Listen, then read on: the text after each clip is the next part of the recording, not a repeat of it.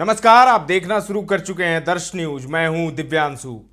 जो खबर आ रही है, बताया जा रहा है कि साहो बिघा के पुरानका बिघा गांव के कुछ लड़के मेला घूमने के लिए छठ घाट पर पहुंचे थे। एक दुकानदार से चाट खाने लगे, लेकिन जब पैसे देने की बारी आई तो नोक झोंक शुरू हो गई।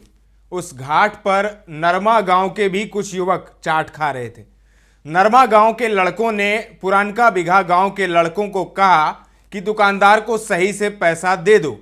फिर क्या था, इसी बात पर जो लड़कों का ईगो होता है वो जाग गया कि भाई मुझे तुम कैसे बोल सकते हो।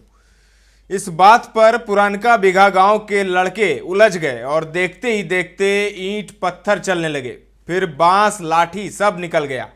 पुरानका बिघा के लड़कों ने अपने गांव से और लोगों को बुला लिया और वे सब भी लाठी डंडे लेकर पहुंचे थे। विवाद बढ़ता देख किसी ने पुलिस बुला ली।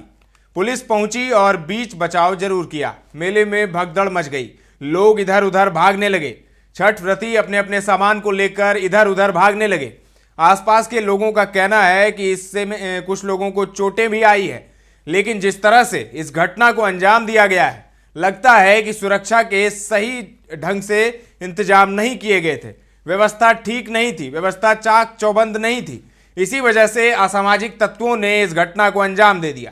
कैरवा सूर्य मंदिर पर दूर दराज से लोग छठ पूजा करने के लिए आते हैं। बहुत सारे गांव के लोग यहां पहुंचते हैं। मंदिर काफी पुराना है और लोगों की आस्था जुड़ी रहती है, तो ऐसे में अलग अलग गांव से लोग यहां पर छठ मनाने के लिए पहुंचते हैं। तो यहां पर मेला भी लगता है और मेले के वजह से भी भीड़ काफ़ी ज़्यादा रहती है। तो प्रशासन को चाहिए था कि थोड़ा मुस्तैद रहें, क्योंकि जब ज़्यादा लोग होते हैं तो उन्हें कंट्रोल करना थोड़ा सा मुश्किल होता है। उसके लिए पहले से तैयारी करनी पड़ती है। हालांकि अब मौके पर पुलिस ने पहुंचकर किसी तरह लोगों को समझा बुझाकर कड़ी मशक्कत के बाद मामले को शांत करा लिया है, लेकिन दोनों गांव के बीच तनाव अभी भी व्याप्त है।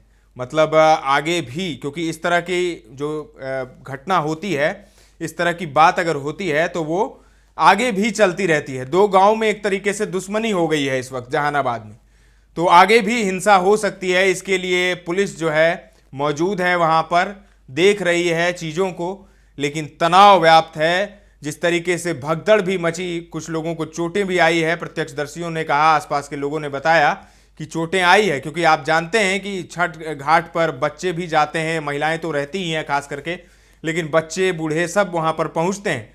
तो भगदड़ जब मचेगी तो निश्चित रूप से जो कमज़ोर हैं, जो बूढ़े हैं, जो छोटे बच्चे हैं, वो इसकी जद में आ जाते हैं। तो खबर है कि चोटें आई है कुछ बच्चों को, कुछ महिलाओं को।